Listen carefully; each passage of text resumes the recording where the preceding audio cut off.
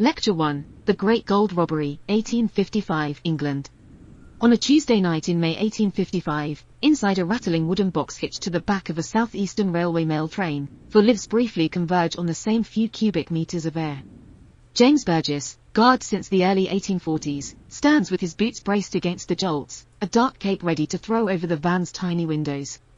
Somewhere in the first-class carriage behind him sits William Pierce, ex-railway clerk turned gambler, trying to look like a man going innocently to Dover rather than a man who has spent a year fantasizing about this exact departure. Further back, in a third-class compartment, Assistant Superintendent William Tester has pulled his blind down a little too firmly for someone who supposedly enjoys the view through Kent. And in the guard's van itself, hidden among mailbags, Edward Agar, professional thief and amateur systems engineer, waits with tools and a counterfeit key, listening to the iron wheels build a noise floor that will drown out almost anything he is about to do. Between them and the rest of the 19th century world stand two iron traveling safes, three wooden chests of gold, and a security apparatus that every institution involved is quite sure cannot fail. To understand how those four men ever got into that van together, you have to zoom out from the claustrophobic timber walls to a map. In 1855 Britain has more than 6,000 route miles of railway, and one of the most important stretches of all runs only 71 miles from London Bridge to Folkestone. From there, steamers cross roughly 26 miles of channel to Boulogne. Beyond that, French railways carry cargo another 150 or so miles to Paris. That line is the spinal cord of an economic animal, the London bullion market, the Banque de France in the Rue de l'Ouvrière, and a web of colonial goldfields in California and Australia. Every week, metal leaves London under the names of firms like Abel and Company, Bolt and Company, and Adam Spielman and Company, travels by cart to the southeastern railway terminus on the south bank of the Thames, rattles through Kent on the 8:30 evening mail train, and eventually ends up under painted ceilings in Paris being weighed again by clerks in frock coats. Telegraph messages race ahead at something like 200,000 kilometers a second. The gold itself plods along at 30 miles an hour in a wooden chest, reconciling abstract balances with literal atoms. The official choreography begins in the city. A bullion house assembles a consignment of bars and coins. Abel's big shipment in May 1855 runs to about 2,125.5 troy ounces of gold bullion, roughly 177 imperial pounds and about 5,000 pounds in mid-Victorian money. Bolt and Spielman add further bars and American $10 eagles until the total declared value approaches £12,000. That is the price of a comfortable villa in the suburbs, or, more to the point, of 2 decades of a railway guard's wages. The metal is packed into thick wooden chests with iron hoops. Chaplin and Company, a major London cartage firm, weighs each box on its own scales, records the gross weight, wood, iron, straw, and gold, to the half ounce, and seals the lid with wax impressed with the sender's signet.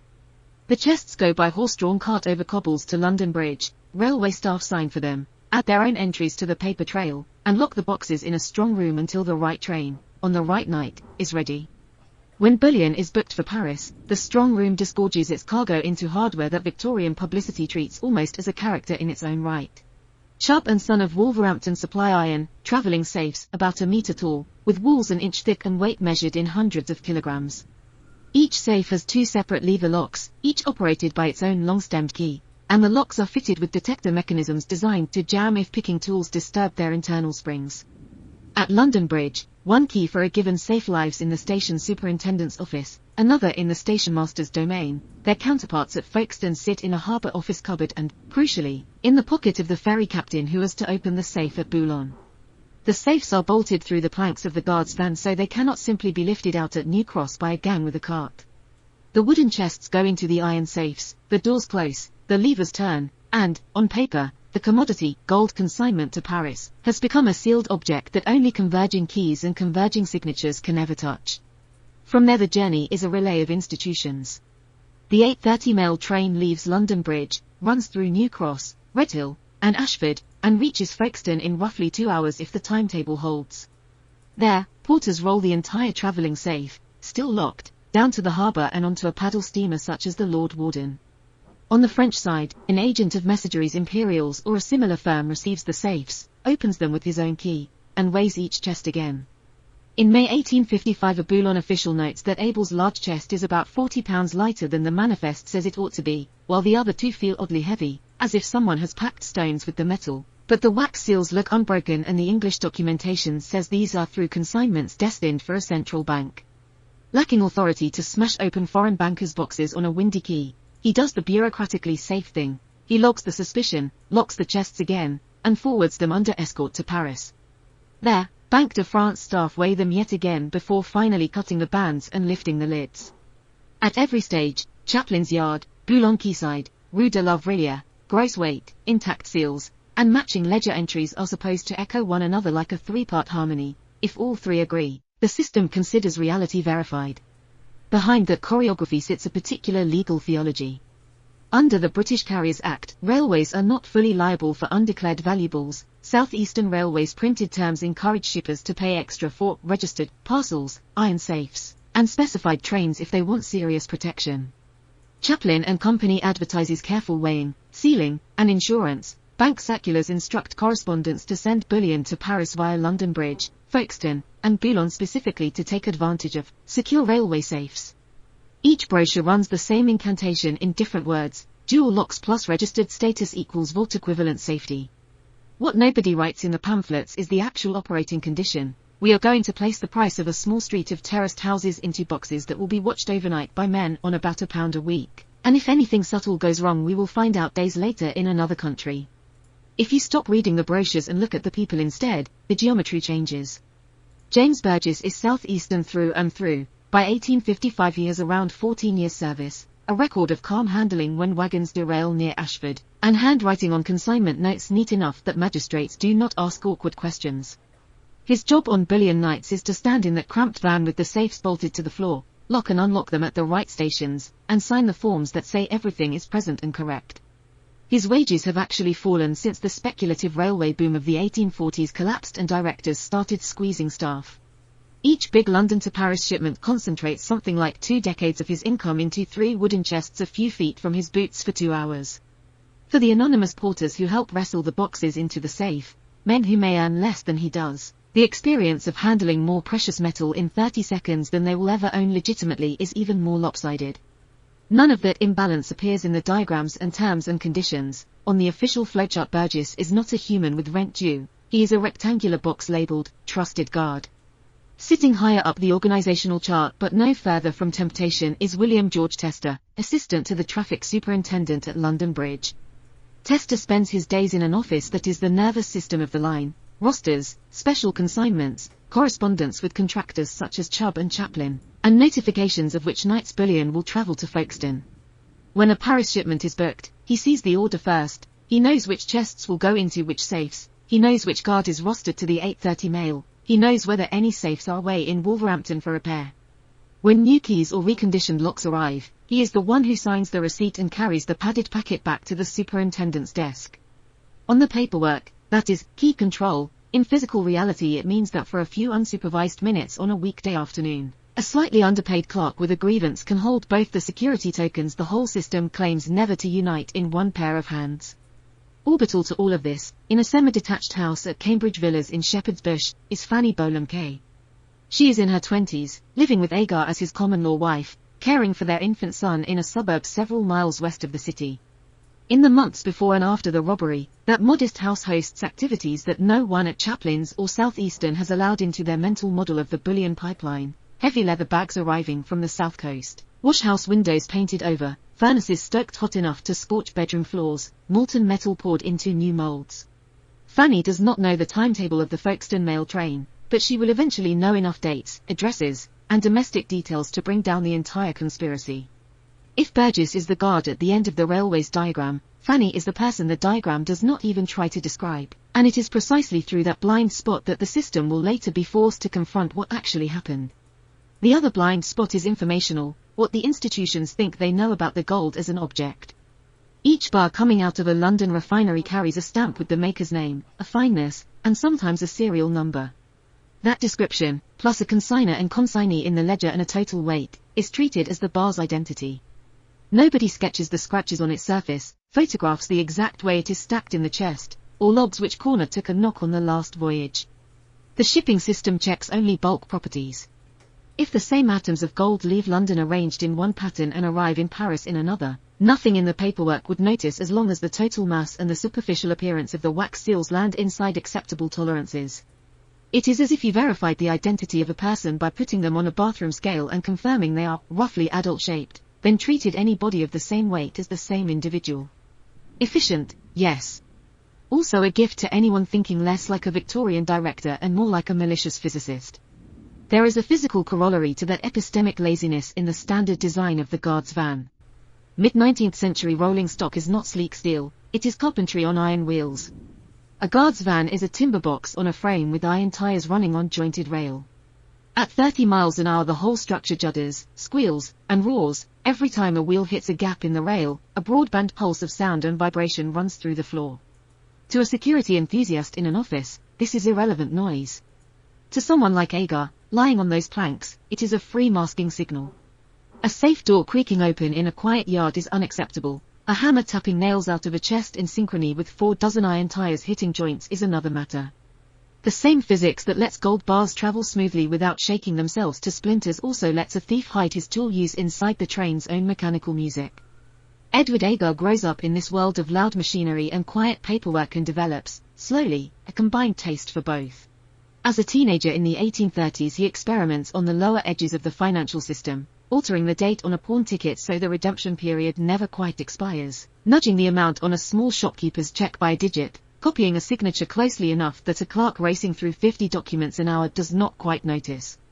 Each attempt, successful or not, gives him a data point. He learns which London magistrates actually read the figures in front of them, which merely glance at seals, and which treat tiny discrepancies as beneath their dignity. The pattern that lodges is not the childish, crime pays, but the more adult, no one looks closely unless the numbers are large or the wax is obviously broken. By the 1840s he has drifted into something like informal penetration testing for Victorian capitalism, but with the crucial difference that he keeps the proceeds. At the same time, banks and insurance offices are embracing hardware as a way to feel modern. Firms like Chubb advertise new iron safes with multi-lever detector locks, touting them in newspapers as unpickable marvels of industrial precision. Agar haunts city banking halls, watching key custody with the eye of someone who sees a system not as noble institutions but as a series of handoffs. He notices that the clever engineering lives in the lock body bolted inside the safe door, while the key, the fragile, low-tech, easily copied element, hangs from a hook behind an underwatched counter or rides all day in a waistcoat pocket. He reads the brochures that promise a lock will declare itself injured if tampered with and quietly adds the missing clause in his head, unless the person tampering presents it with a perfect copy of the key it already trusts. A conviction for check forgery in the early 1850s gives him a short stretch in prison, which he treats as a sabbatical spent listening to indictments reconstruct the path of forged paper across multiple banks, to the best of recollection. The speeches confirm his working hypothesis: the state invests heavily in robes, rituals, and job titles. It invests almost nothing in cross-checking boring details. When Agar emerges, he narrows his speciality to the junction where metal meets paperwork. He buys cheap padlocks in London street markets and uses them as a training rig, teaching his hands the geometry of wards and teeth.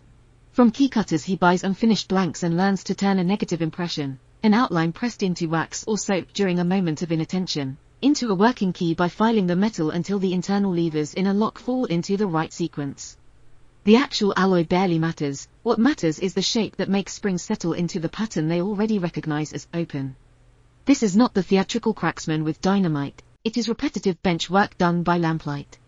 By the time the 1850s truly open, Agar can imitate handwriting well enough to fool a tired bank clerk, understands the general operation of Chubb detector mechanisms, and, most dangerously, knows that a lock cannot distinguish between a factory-issued key and a duplicate produced in a back room as long as the teeth match.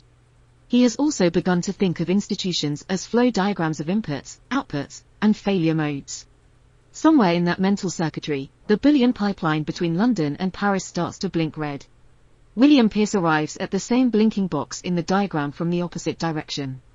Where Agar's apprenticeship is criminal from the start, Pierce spends his 20s on the payroll of South Eastern Railway during the expansion frenzy of the 1940s. As a clerk in the traffic superintendent's office at London Bridge, he lives inside timetables and waybills. He knows which nights the 8:30 mail train carries only sacks of letters and trunks, and which nights it runs with 1 or 2 travelling safes bolted in the guard's van. He knows that the journey to Folkestone takes around 2 hours. He knows which intermediate stations, New Cross, Redhill, Ashford, have platform time booked for mail and shunting.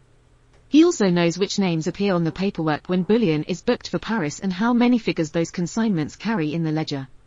His wages are modest for someone dealing daily with 5-figure sums, and he has the kind of betting habit that thrives in mid-century London pubs around Chuley Street. By the early 1850s, after small frauds and debts catch up with him, the railway dispenses with his services. The company keeps its safes and its official keys. Pierce walks away with something less tangible but more dangerous, a detailed mental model of the line's physical layout and its procedural shortcuts. The surviving records do not give us a precise night and a specific public house where Pierce and Agar first sit down together, but Agar's later testimony and Pierce's behavior around London Bridge in 1854 and 1855 let you reconstruct the scene.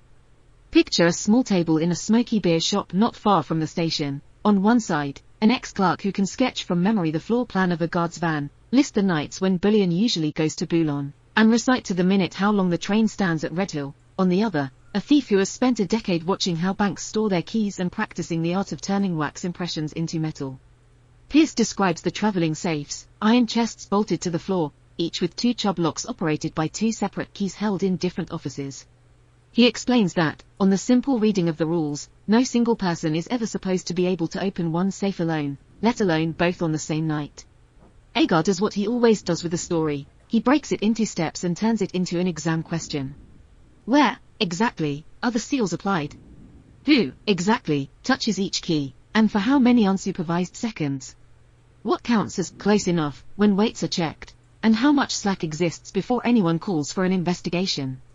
From that conversation the conspiracy grows not as a romantic vow but as an iterative design project. In the second week of May 1854, according to later evidence, Pierce and Agar travel down to Folkestone and spend about a fortnight just watching. They confirm that bullion safes only ride on the night mail, never on ordinary passenger trains. They watch harbour clerks open the safes, observe that the same 2 keys seem to operate all travelling chests on the route, and infer that there are only 2 distinct lock patterns in circulation. 1. London End key. 1. Folkestone End key, used across multiple safes. They also discover that the keys are kept rigorously separate, living in different offices and, on the French side, effectively under customs control. During that reconnaissance, Pierce spots Inspector George Hazel, a detective who has arrested him in the past, passing through the harbour, abruptly aware that an ex-clerk loitering around bullion operations is not a great look. They break off and return to London. The initial verdict, at least as Agar later tells it, is that the job is impossible without insider help and access to both keys, but impossible here reads like an engineer's temporary label for not yet solved. Back in London, Pierce starts recruiting the missing subsystems. Tester is the obvious first candidate. As assistant to the superintendent he is the person who physically receives new keys from Chubb when locks are repaired or replaced. Pierce offers him a proposition that is half pay rise, half act of flattery.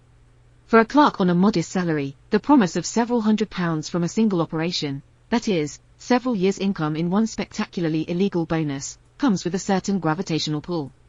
Tester can, on the right afternoon, take a fresh Chubb key out of its packet in the superintendent's office, leave a wax impression in a soft lump on his desk, and have it back in its wrapping before anyone looks up from the correspondence. Agar can turn that impression into a working duplicate in his own rooms in a few evenings of filing. Once Tester understands that his name will be nowhere on the paperwork and that his role consists of moments rather than scenes, he agrees to join. The other essential insider is Burgess, and he takes more work. Pierce approaches him during off-duty hours, probably in Dover where guards on the Folkestone line sometimes rest between runs. Burgess's reluctance is recorded even in hostile Victorian sources. He has a family, a long service record, and, at least initially, some residual loyalty to the badge on his cap. But railway management has already taught him a useful lesson about reciprocity by cutting his wages after the speculative bubble collapsed, and Pierce knows exactly how much gold sits in those chests compared to Burgess's weekly pay. The offer put on the table is several £100s, 5 or 6 years of wages, out of the first division of spoils, with the hint that more may follow if they repeat the operation. Burgess's side of the work is simple in description and terrifying in consequence. Signal, on the right night, that bullion is aboard, arrange for Agar to be smuggled into the van at London Bridge, kill lines of sight by covering the windows, and then act, in front of colleagues, as if nothing whatsoever is different. Within months, he has crossed the line from safeguard to attack surface. By the time all 4 of these people, Agar, Pierce, Burgess, Tester, are orbiting one another in late 1854, the bullion system between London and Paris still looks, on paper, more secure than many modern payment networks. Dual locks, separated keys, scattered responsibilities, multiple weighings, and wax seals are all genuine defense-in-depth measures. They are just calibrated to the wrong threat model. Everyone in authority worries about masked gangs overpowering guards at lonely wayside stations or boat crews dumping bullion into the channel. Almost nobody worries about a conspiracy in which the vanguard, the traffic clerk, and an ex-employee quietly subvert the system's assumptions. From a security engineering point of view, the blind spot is brutally simple. The pipeline treats 3 proxies, gross weight, intact seals, and consistent ledger entries, as a perfect stand-in for the underlying fact: this chest still contains the same gold bars. There is no random audit opening at Folkestone, no chemical assay at Boulogne, no requirement that anyone drill into a bar and test the filings. Once Agar and Pierce have a working key and a compliant guard, the task they are setting themselves is not to defeat Victorian metallurgy. It is to replace a mass of metal inside a wooden box with a different mass of roughly the same weight and bulk, and to do it at some point on a 71-mile journey where no one is watching and the train itself provides all the acoustic camouflage they could wish for. That is the intellectual puzzle humming underneath the more obvious question of greed. On the night of 15 May 1855, the 3 chests in those travelling safes hold something like £12,000 in gold, Abel's large box alone at about £177 of bullion, Bolt's mixed consignment adding thousands more, Spielman's coins filling the remainder. For Burgess, who earns around £1 a week, that single train represents roughly 20 years of honest work concentrated into wooden boxes he can touch.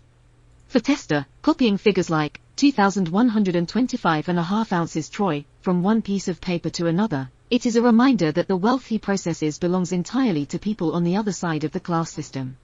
For Agar and Pierce, sitting in London pubs turning timetables into attack diagrams, it is a set of numbers that prove the effort is worth the risk if they can solve the exam question they have set themselves. Can you change the contents of a chest without disturbing the only things the system ever checks? By the time the robbery was more than a pub joke, the cast looked suspiciously like a normal Tuesday on the London Bridge roster sheet: 1 dismissed clerk with gambling debts, 1 professional cracksman on conditional good behaviour, 1 long-serving male guard, 1 ambitious traffic clerk, and 1 young woman in a rented villa who thought she was living with a reformed man. Pierce had the blueprint in his head, the bullion route, the safes, the paperwork. Agar had hands that treated locks and ledgers as just different kinds of puzzles. James Burgess, the guard, had the keys and constant proximity to roughly £12,000 in gold on certain nights, at a time when his own annual pay was around £50. William George Tester, assistant to the station superintendent, sat at the junction where timetables, special shipments, and Chubb and Son correspondence all crossed his desk. And in Shepherd's Bush, Fanny Kay kept house at Cambridge Villas, unaware that her washhouse and spare room were about to become a covert metallurgical lab that would turn trace gold in floorboards into courtroom evidence 2 years later. Start with Burgess. In 1855 he had about 14 years' service with South Eastern Railway, hired around 1841 to 1843 when the London Folkestone line was still fresh girders and optimism. His job title, guard on the night mail, meant he rode in the cramped van immediately behind the locomotive, supervised luggage and post, and locked and unlocked the travelling safes whenever bullion consignments were present. The company's own rules told him he was a trusted officer, responsible for safes that each contained more than a decade of his wages in a single chest, but the payroll department had recently cut his weekly pay to about £1 as railway mania cooled and directors rediscovered economy. On paper, the system treated him as an incorruptible control point. His signature on consignment notes certified that safes left London locked and arrived at Folkestone in the same state. In practice, the design put a tired, underpaid man alone in a wooden box with 2 iron safes, no telegraph, no supervisor, and no realistic way to call for help between stations. Once you look at it like a temptation engine rather than a flowchart, Pierce's later pitch to Burgess stops sounding like diabolical genius and starts sounding like basic game theory. Tester occupied a different layer of the machine, not out in the rattling vans, but in the superintendent's office at London Bridge, surrounded by ledgers and inkwells. His job as assistant to Traffic Superintendent Charles Weatherhead meant he drafted duty rosters, scheduled special consignments, and handled official correspondence with firms like Chubb and Son and Chaplin and Company. When bullion was booked to Paris, Tester saw the paperwork first. He knew which dealers, Abel, Bolt, Spielman, were shipping, which travelling safes would be used, which guard was rostered onto the 8:30 p.m. train, and whether any safes or locks were away for repair. When a crate of keys or a repaired safe arrived from Wolverhampton, he signed for it and carried the sealed envelope or box from the parcels office to Weatherhead's desk. In the official procedure manuals this all lives under headings like key control and special traffic. In the actual physics of the office, it means that for a few minutes on specific afternoons one slightly aggrieved clerk stands alone with brand new Chubb keys in his hands and nobody looking over his shoulder. Tester saw himself as a man destined for management. He later briefly held an executive post on a Swedish railway. So when Pierce dangled several £100s and the thrill of handling sums normally confined to directors' meetings, he wasn't recruiting a subordinate. He was handing a frustrated middle manager a chance to step, very illegally, into the big leagues. Fanny Kay never touched a key or a safe, but her address, Cambridge Villas, Shepherd's Bush, became the off-site processing plant that made the whole scam economically meaningful.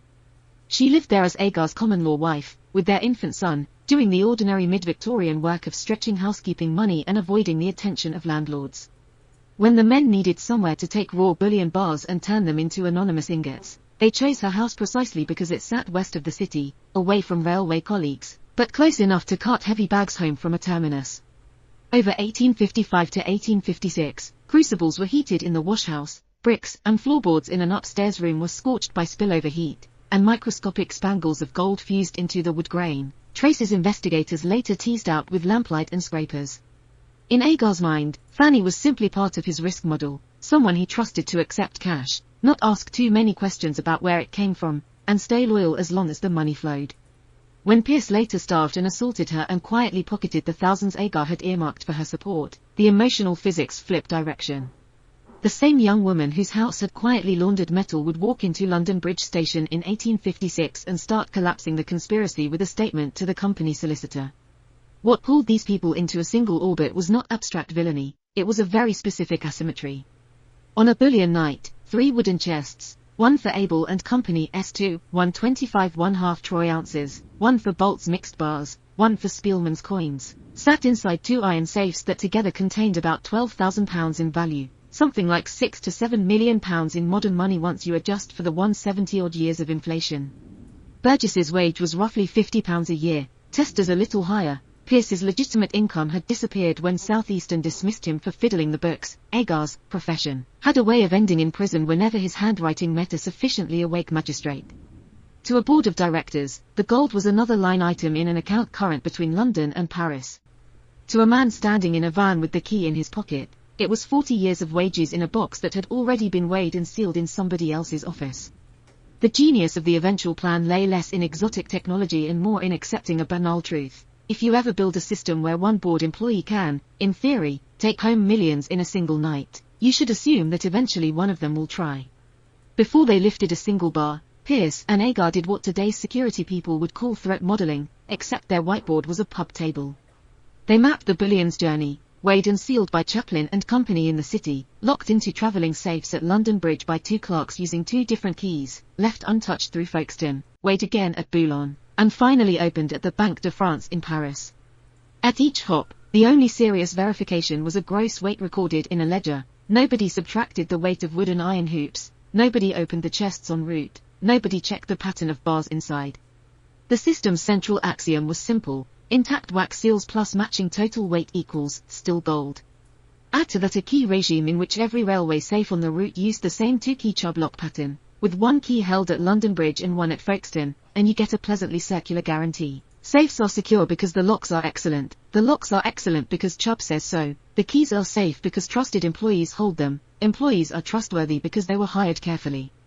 What Pierce saw, and management did not, was that a circle like that has no anchor point in reality. Break trust in just 2 humans and the rest of the diagram falls in one move. Even so, you cannot copy a key by glaring at a flowchart, you have to stand where the keys live. In 1853, Pierce and Agar travelled down to Folkestone posing as ordinary passengers, lingering near the harbour office long enough to watch the choreography when bullion safes arrived off the boat. They noted that the same 2 Chubb keys opened every safe, that the Folkestone key lived most of its life in a cupboard in the harbour office, and that no one thought to vary which safe went on which train.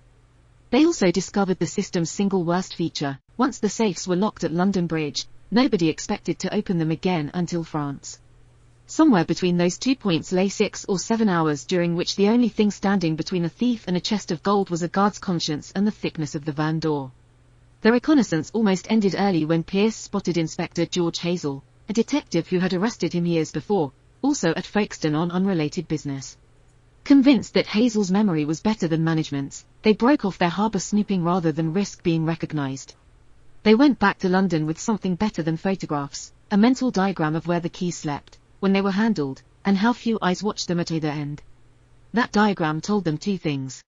First, the robbery was impossible without cooperation from insiders who legitimately touched the keys.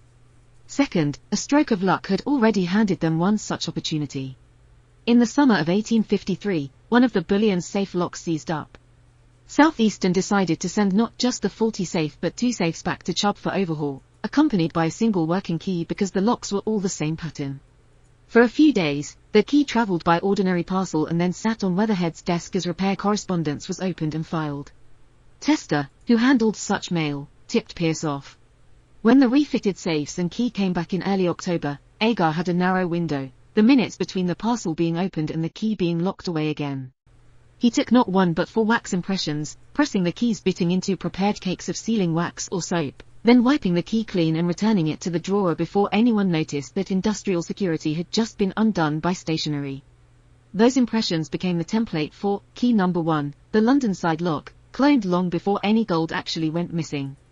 The second key, held at Folkestone, required more theatre. Here the conspirators staged what looks, in modern terms, like a penetration test disguised as customer service hell. Using a Confederate identity tied to a man named Archer, Agar deposited a sum of gold coins at Folkestone, had them locked in the harbour office strongbox, and then returned later feigning outrage at their condition. Too many light coins, not enough crisp sovereigns. The complaint gave him an excuse to demand that the parcel be kept while he reconsidered. When ferry and train schedules produced a moment in which the harbour clerk was alone, Pierce slipped into the office, lifted the key from its cupboard hook for long enough for Agar to press it into wax, and hung it back before any timetable was delayed or formality disturbed. The Archer money was eventually reclaimed and spent. No official report records an unhappy customer at Folkestone demanding bespoke coin curation. But the conspirators walked away with an impression of key number 2, the harbourside half of the lock pair. On paper, the key split system remained immaculate. In reality, there were now 2 rogue keys in circulation that no one knew existed. Turning wax into metal was not mover-style, safe-cracking, it was patient bench work. Agar spent weeks in kitchens and rented back rooms turning those impressions into working keys. Mid-century Chubb detector locks used stacks of brass levers with false notches. The correct key lifted each lever to exactly the right height so a slot aligned and the bolt could slide. The detector feature jammed the mechanism if a wrong key dragged a lever too high, which made brute force fiddling dangerous but did nothing against a structurally perfect copy. Agar and a friendly locksmith cast soft trial keys from each wax mold, then filed the teeth by hand until a test lock's levers moved cleanly. There were no code numbers, no key-cutting machines. The process was insert, feel where it bound, withdraw, shave off a fraction of a millimeter of brass, try again. Each final key likely represented dozens of these micro-iterations. All the while, time worked against them. If Tester's correspondence with Chubb had prompted another round of rekeying, all their labour would have turned into beautifully machined scrap. By late 1854, though, they had 2 functioning metal keys that the locks could not distinguish from factory originals, and which looked, in a pocket, like any other piece of brass. Keys in hand, they turned the railway itself into a test rig. Over half a dozen evenings between late 1854 and early 1855, Burgess quietly arranged for Agar to ride in or near the guard's van on the 8:30 p.m. London Bridge Folkestone mail, sometimes with a ticket, sometimes as a nameless presence in the luggage space. A mid-1850s guard's van was a sensory disaster, a wooden shell bolted to iron frames, lit by a single oil lamp, shaking hard enough that jointed rails produced a continuous roar. That roar was not just atmosphere, it was acoustic cover. Inside, the same compartment that housed the iron safes also contained passengers' trunks, sacks of mail, and odd bits of freight. Some nights an underguard shared the space, other nights he evaporated into the rest of the train. Run after run, Burgess and Agar treated the trip like a timed lab practical. They measured how long it took to slide a duplicate key into the London lock, swing the safe door open, drag a wooden chest across the floor, work its nails loose without splintering the boards, replace everything, and have the safe shut before the next scheduled stop, New Cross, Redhill, Ashford, put fresh eyes on the van door.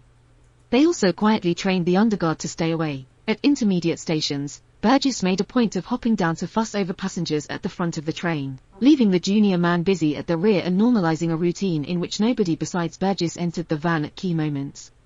While Agar worked on timing and noise, Pierce obsessed over mass. The only measurement that the banks and railways truly trusted was the gross weight of each chest, written in Chaplin and Company's ledgers and checked in London, Boulogne, and Paris. Gold has a density of about 19 grams per cubic centimeter, lead is around 11. Fill a chest that once held bars and coins with unmodified lead shot and you will undershoot the ledger figure badly. Over several months, Pierce bought roughly 200 weight, about 224 pounds, of lead shot from ironmongers in places like Lambeth, but not as one suspicious bulk order. He chose 4 and 8 pound bags that looked like normal trade goods and then broke them down further, decanting shot into cloth packets he and Agar weighed on household scales until each bundle mimicked the mass of a specific stack of bars or coins. They rehearsed a simple algorithm: remove a bar or scoop of coins, drop in pre-weighed shot, recheck the chest by feel. They accepted that perfect precision was unnecessary. Investigators later noted that Bolt's chest arrived slightly overweight because the thieves had run out of shot and left some extra gold inside. What mattered was staying within the tolerance band, where busy clerks shrugged off a few pounds discrepancy as scale error rather than a sign that someone had poured a metal asteroid into the manifest. The rest of the toolkit belonged firmly to the mid-Victorian hardware aisle. They assembled a mallet and cold chisels to prise up the iron hoops around the chests by drawing out the nails rather than smashing boards. They acquired fresh wax and a small taper so Agar could melt and drip seals in the swaying van, then pressed them with duplicate signet stamps matching those of Abel, Bolt, and Spielman. They collected carpetbags sturdy enough to swallow for leather satchels of gold and still pass as heavy luggage, as well as courier bags to move smaller amounts through stations without snapping shoulder straps. Every stage that would later look effortless in press accounts was the product of those rehearsals: key, pry, lift, pour, reseal, sweep. Agar later told investigators that he and Burgess swept the van floor after practice sessions, brushing up stray shot and splinters so that, even under lamplight, nothing looked disturbed. In other words, they debugged their procedure like engineers, not adventurers: repeat under load, eliminate rattles, cut any step that made too much noise or took too many seconds with the train brake already hissing for the next stop. By the spring of 1855 the conspiracy had hardened from idle talk into a compiled exploit. They had 2 functioning Chubb keys that had already turned in the real safes without jamming the detector levers. They had roughly a quarter ton of lead shot hidden in ordinary rooms, pre-packed into weights tuned to the actual bullion manifests. Burgess had built a plausibly deniable routine that kept other staff away from his van at just the right minutes. Tester, whose hands never needed to touch a bag of shot, could quietly adjust rosters so Burgess was on duty whenever a Paris bullion consignment was booked, and could read from traffic returns which nights the heaviest chests would roll. Agar had a suburban house wired, in the loosest sense, for melting stolen metal. And outside this quiet, painstaking preparation, the world obligingly turned up the volume. By early May, London was buzzing with plans for the Paris Exposition, cross-channel trade was brisk, and gold shipments along the London-Folkestone-Boulogne route became more frequent and fatter. For about 2 weeks the 4 men waited at London Bridge with their weighted bags ready, standing down night after night when no suitable consignment appeared on the docket or no agreed-upon signal flicked from platform to van. Then, on the 15th of May, 1855, the roster finally aligned with their equation. The big Able shipment was booked, the right safes were on the train, Burgess was on duty, and the system they had been prodding for 2 years was about to be tested at full scale. While the ledgers in London and Paris tried to pretend the bullion still existed as ink on a page, the atoms themselves were already living elsewhere. In late May 1855, a semi-detached house at Cambridge Villas in Shepherd's Bush, which Edward Agar had rented the previous year to play at being a small suburban gentleman, quietly turned into an industrial plant. 3 consignments worth of gold, Abel's large cast bars weighing a little over 2,100 troy ounces, Bolt's smaller mixed ingots, Spielman's bags of sovereigns and American eagles, altogether worth around £12,000, were dragged in there in carpetbags that had nearly dislocated porters' shoulders. Gold's density, about 19 grams per cubic centimeter, is the opposite of discreet. Every step up the narrow stairs advertised crime. In the yard washhouse, over coke fires hot enough to push crucibles past 1,000 degrees Celsius, they melted stamped bars and minted coins alike into anonymous bricks. Upstairs, in the spare room whose floorboards would later remember everything, they weighed and stacked the new ingots, unchased, unstamped, legally indistinguishable from metal that had never seen a railway safe. The bullion had been born as meticulously documented assets moving between institutions. Within weeks it existed only as heat, fumes, and a growing pile of unmarked yellow rectangles in a house that looked, from the street, like somewhere a clerk's aunt might keep a canary. Converting metal back into money was slower than melting. Agar, Pierce, and their chosen fence, the forger Jim the penman, Saward, a man whose idea of customer service involved exquisitely faked signatures, understood that dumping £10,000 or £12,000 worth of gold into one bank would be like launching a distress flare. Instead, over the second half of 1855, they leaked it into the city in small parcels, a few bars at a time taken to different dealers, sometimes via Saward's network of straw men, sometimes disguised as proceeds from legitimate trade. Single sales were kept in the low hundreds of pounds, roughly the price of a modest townhouse, small enough not to make clerks ask why the seller's boots looked cheaper than his bullion. Where possible, they avoided the very firms whose consignments they had robbed, funneling metal instead through other refiners. Not all of it went out. Pierce, who was already thinking about his own exit strategy, had a brick-lined cavity constructed under the pantry steps at his new house in North London and quietly slid a reserve of bars into it. Physical proof that his definition of equal shares would later turn out to be mostly theoretical. Agar believed his own portion, at least £7,000, had been safely parked with his friend for the benefit of one particular witness, his partner Fanny and their infant son.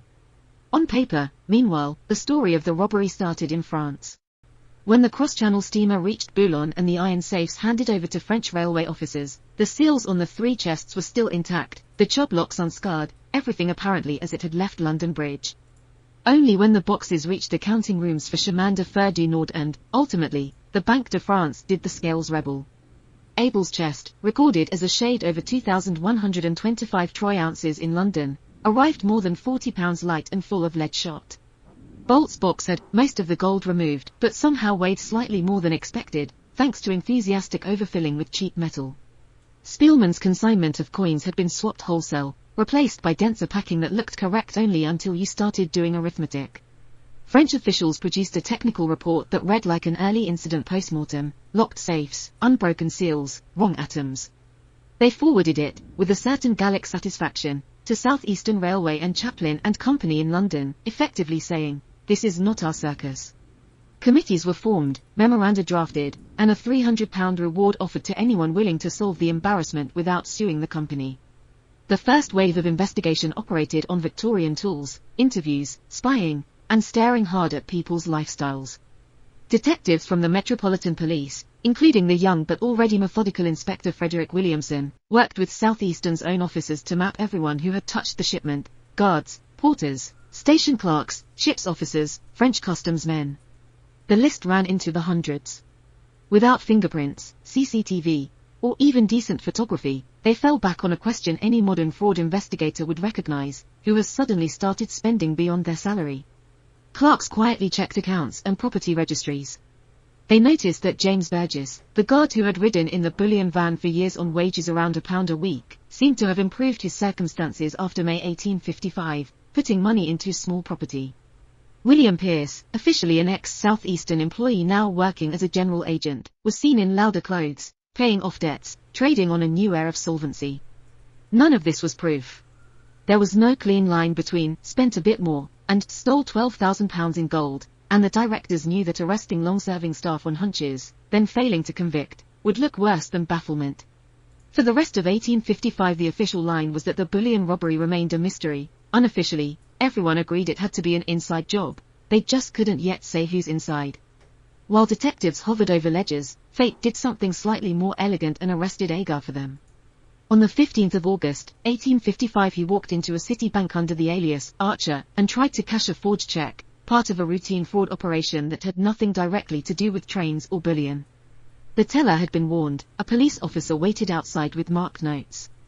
Agar was caught with decoy funds in his pocket and within 2 months was standing before the Lord Mayor at Mansion House, convicted of forgery and sentenced to transportation for life.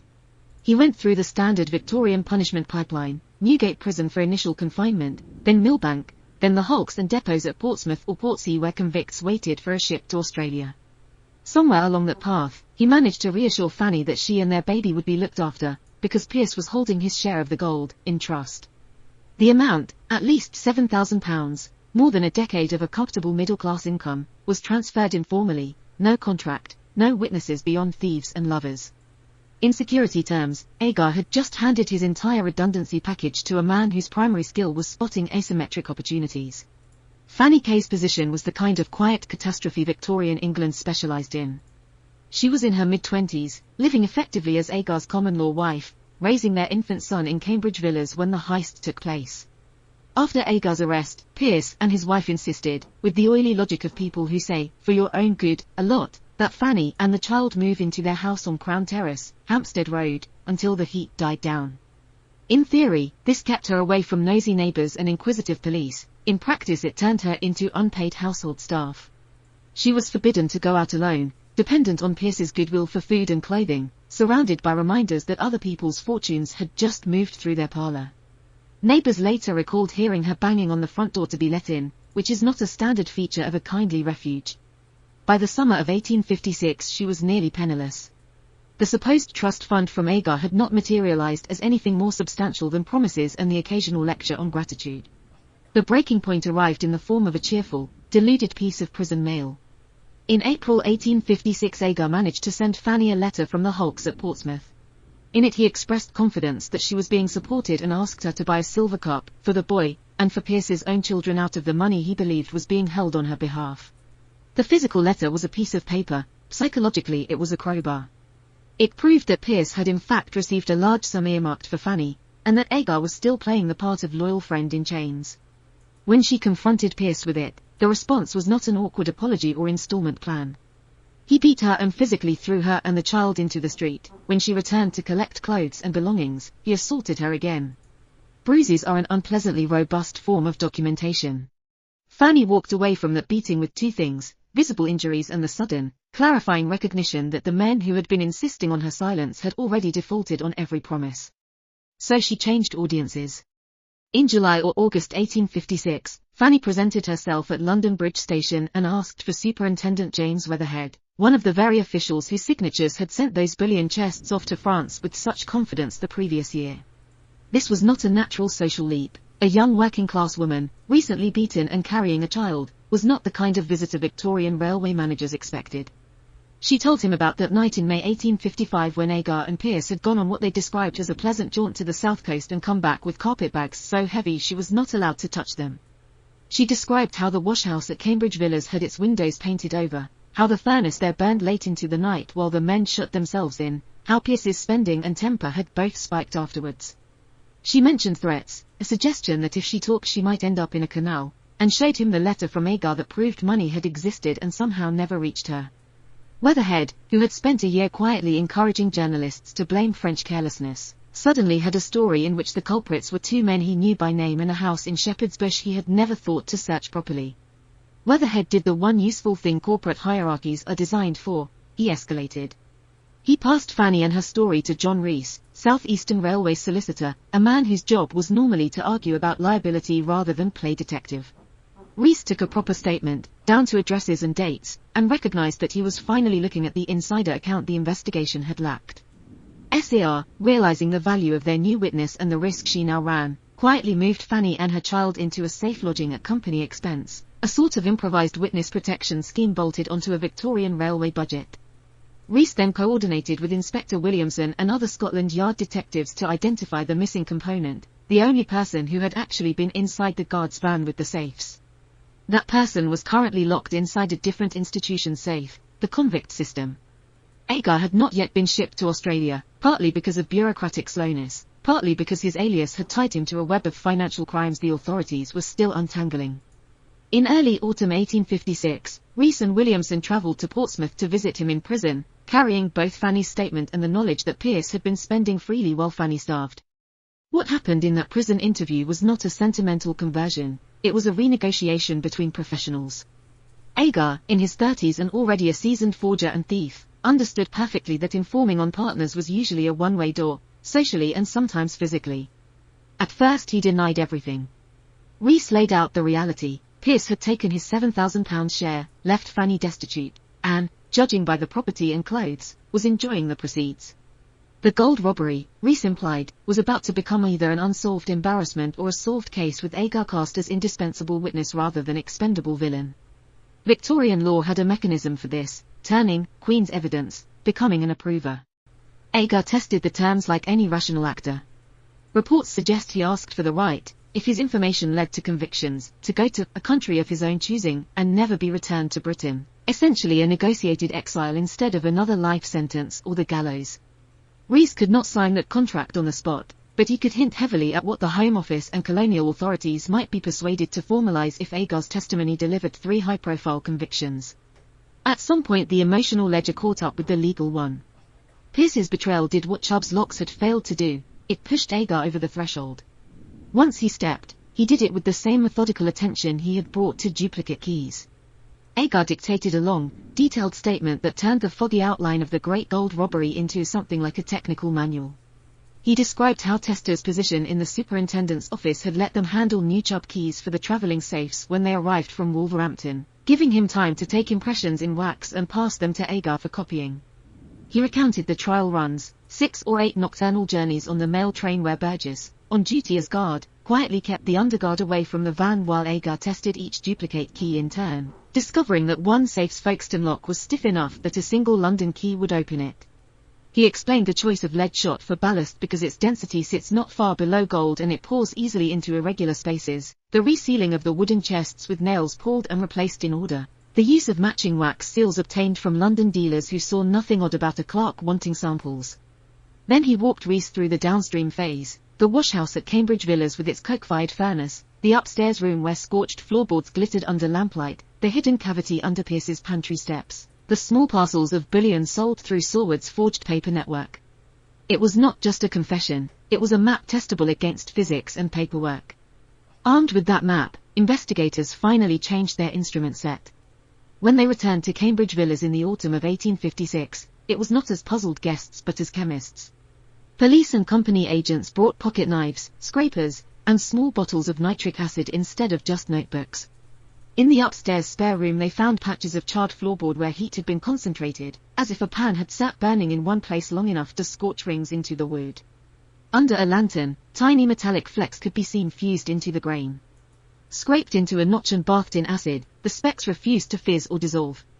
Lead sulks, copper protests, iron quietly dies, gold sits there smugly inert. In the yard washhouse, crucibles and nearby bricks showed the same glitter when light caught them, residue of metal heated far beyond ordinary domestic use. At Pierce's North London address, they prized up the pantry steps and found, exactly where Agar had marked it on his verbal floor plan, a brick-lined cavity packed with unmarked bars whose weight and fineness matched the missing bullion much too well to be coincidence. On the paper side of the system, Rees and the detectives stacked ledgers from Chaplin and Company, South Eastern Railway, Boulogne Customs, and the Banque de France and walked the numbers, gross weights recorded at London Bridge, deficits at Boulogne, discrepancies that mirrored Agar's description of how much had been lifted from each consignor's chest. For the first time since a clerk in Paris had frowned at a scale, atoms and ink were telling the same story. Once story and physics lined up, the rest of the system suddenly remembered how to move fast. On the evening of the 5th of November, 1856, bonfire night, in case the symbolism felt too subtle, James Burgess turned up for duty at London Bridge expecting to escort another mail train through the dark. Instead he found railway police and metropolitan officers waiting to arrest him on a specific charge, stealing roughly £12,000 in bullion while acting as a servant of South Eastern Railway. The same day, another team went to Pierce's North London house, sources place it somewhere in the Kilburn or Camden orbit, and took him in, probably before he had fully absorbed the idea that Agar, of all people, might have talked. William Tester, by then working briefly as a general manager for a Swedish railway concern in Stockholm, met his end of the process via telegraph, messages instructing that he be detained and sent back. When he stepped off the ship in London around the 15th of November, he went straight from gangplank to custody. Around the same time, police arrested Jim the penman Saward on extensive forgery charges. He would not be tried as a bullion conspirator, but his role in monetizing the gold was now pinned down in the same net of ledgers and testimony.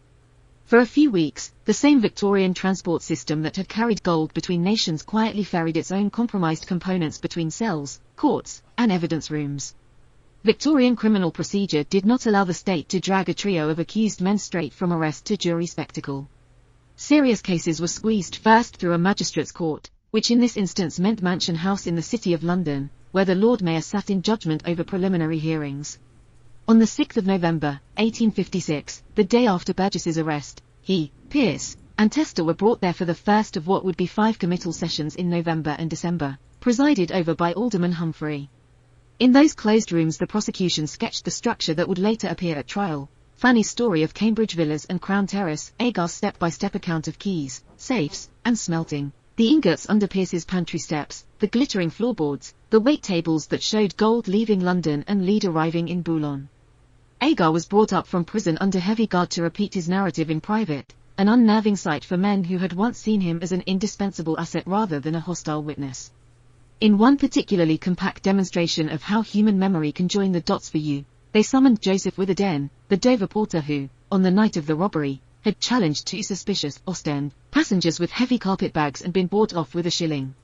Seeing Agar being led down the stairs at Mansion House, Witherdene reportedly blurted that this was the man he had seen at Dover with the bag. Agar reflexively denied knowing him, but from the bench the exchange looked exactly like an uncoached recognition test. By Christmas Eve 1856, the 3 accused had all pleaded not guilty, been formally committed to stand trial at the Central Criminal Court, and been remanded to Newgate Prison.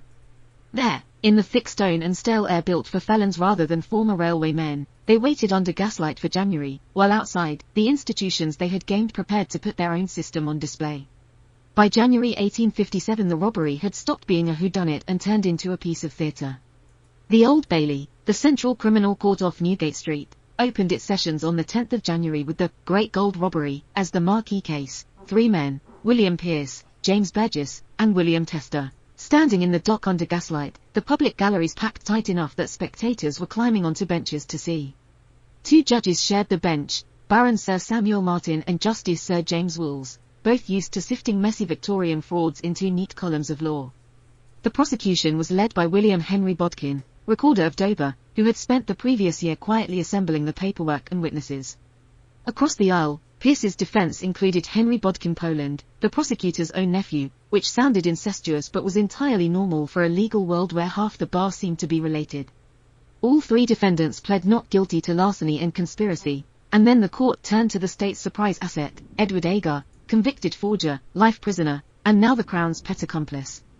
By the time Agar limped into the witness box in prison dress, the jury already knew his backstory. Arrested in London on the 15th of August, 1855 for trying to pass a forged cheque, sentenced at the Mansion House that October to transportation for life, and since then shuttled between Newgate, Millbank, and the hulks at Portsmouth with almost no opportunity to coordinate stories with anyone on the outside. That custody record was not just colour, it was a chain of custody argument in human form. When he finally broke in late 1856, after learning that Pierce had pocketed the £7,000 supposedly left to support Fanny Kay and their infant son, his confession contained coordinates that could be checked with physics rather than faith.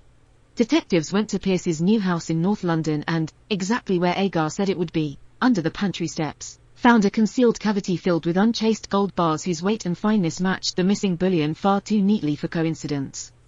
They revisited Cambridge Villa at Shepherd's Bush, where police had tramped through in 1855 and seen nothing, and this time scraped the blackened floorboards and bricks of the washhouse stove, dissolving the dust in nitric acid and watching the tiny metallic specks stubbornly refuse to fizz. Base metals sulk and bubble, gold just sits there, inert and smug. Those lab notebook details arrived in court stamped with the authority of chemistry rather than gossip.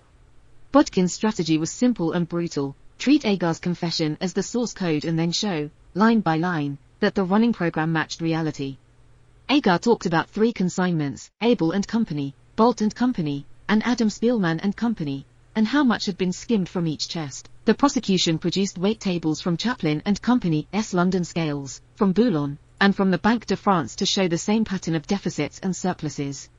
He described English lead shot bought by the hundredweight from the Lambeth shot tower to pad out the crates. Metallurgical evidence showed the replacement shot was of an English type and density, not French ballast. He named Pierce's forger associate, Mr. Seward. The court already had Jim the penman, Seward on separate forgery charges and could trace some of the melted bullion through his channels. He mentioned the Dover porter who had seen 2 suspicious Ostend passengers with heavy carpet bags. Joseph Witherdene walked into the magistrate's court months earlier, saw Agar under escort, and blurted that this was the man with the bag. Each anecdote, in other words, arrived in front of the jury with an independent witness or a physical exhibit attached. Victorian law distrusted accomplices for good reason. A man already doomed to exile has every incentive to lie. Martin hammered that point in his summing up but immediately softened it with the crucial qualifier: Agar had been locked up since August 1855 and had no way of communicating with any of the witnesses, whose stories matched his. The prosecution paraded those witnesses like a chain of custody. Fanny Kay, in dresses bought with a small railway stipend instead of Pierce's promised fortune, stood up and described days in 1855 when the windows at Cambridge Villa were whitewashed, the furnace roared, and men carried bright metal wrapped in cloth through her wash house.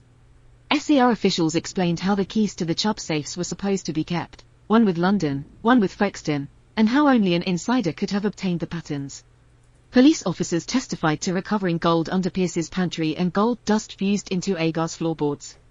Bank staff spoke about Pierce exchanging sovereigns and notes in quantities incompatible with a clerk's salary. In modern jargon, Bodkin built a redundancy-rich system. If one witness failed, the others could still carry the load. The defense did what defenses do when the physics looks bad: they tried to move the fight from mass and metal into character and motive. Counsel painted Agar as an irredeemable scoundrel, a man who by his own admission had managed perhaps 3 honest working years in his life. They ransacked his criminal CV, check forgeries, impersonations, lock experiments, to argue that he was perfectly capable of inventing an entire conspiracy to buy himself a cushier ticket to Australia. Fanny fared even worse. She was cast as a jealous, vengeful kept woman, an unwed mother furious about a promised £3,000 that never materialized, willing to concoct any story to ruin the respectability of a benevolent friend. Pierce, in this version, was a charitable man who had taken in a fallen woman and her child and now found himself slandered by ingrates. It was, even by contemporary standards, aggressive nonsense, but it had a clear tactical aim. If the jury could be persuaded that both major witnesses were spiteful fantasists, then even solid-looking gold bars might begin to look like coincidences. What the defense never found was a satisfying alternative mechanism. If Agar was lying, who had duplicated the keys?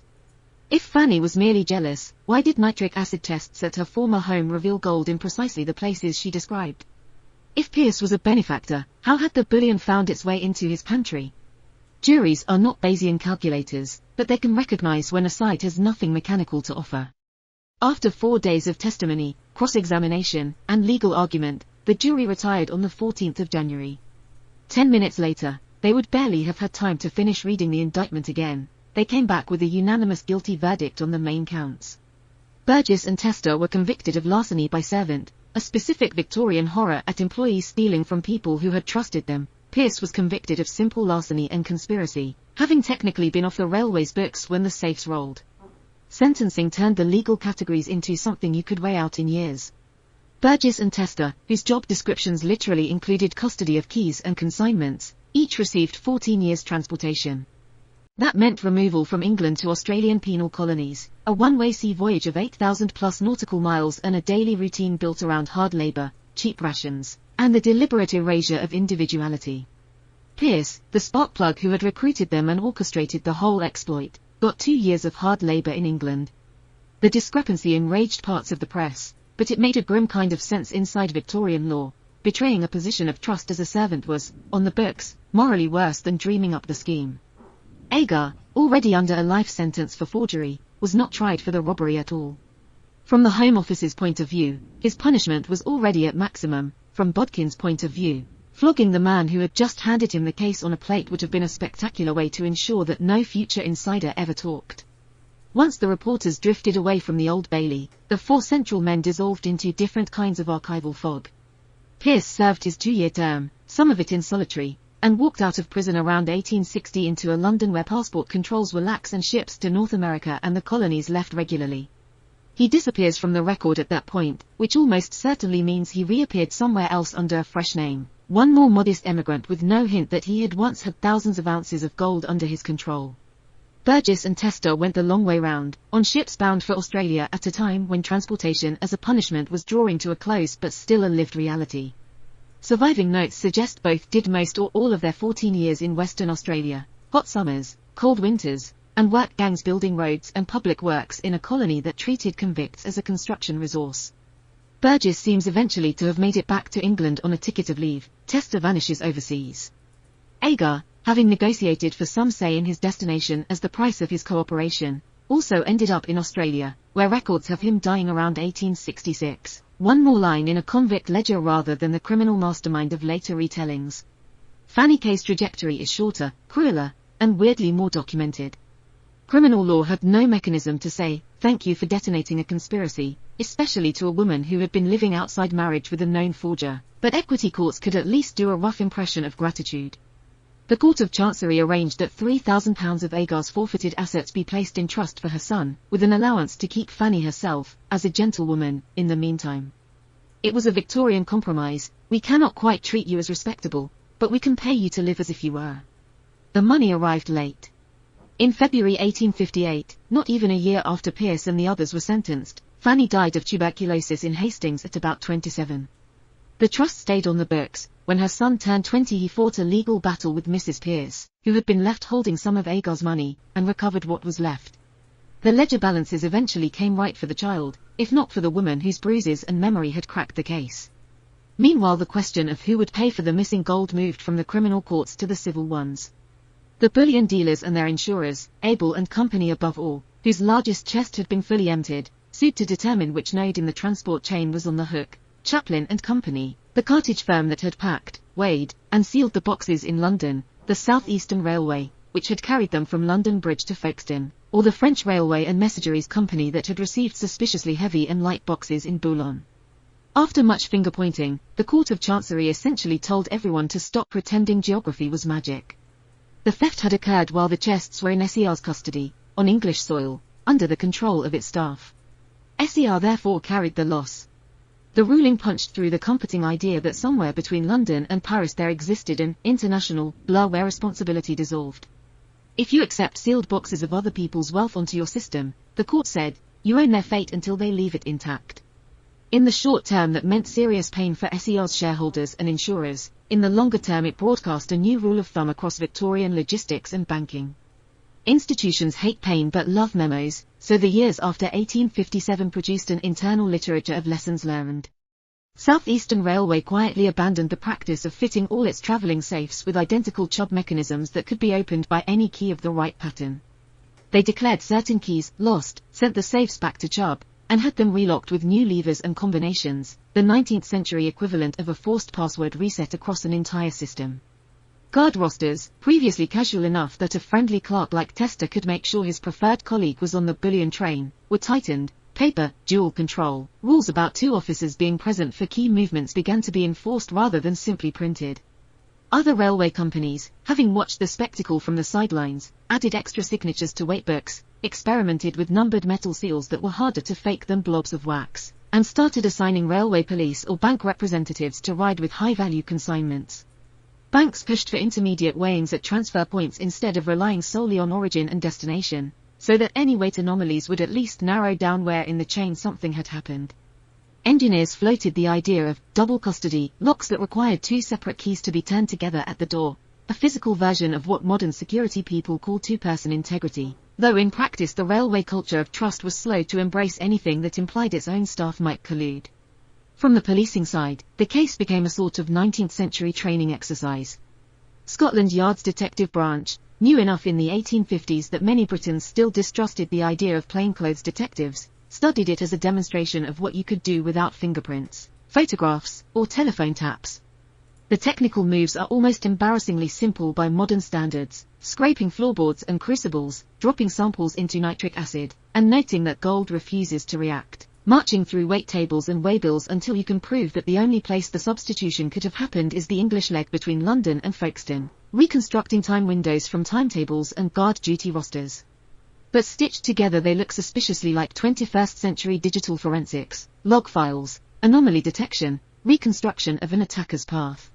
Later detectives, including figures like Jack Witcher who would become famous in other cases, are said to have read the bullion robbery file as an early masterclass in combining insider testimony with small, stubborn bits of physical truth.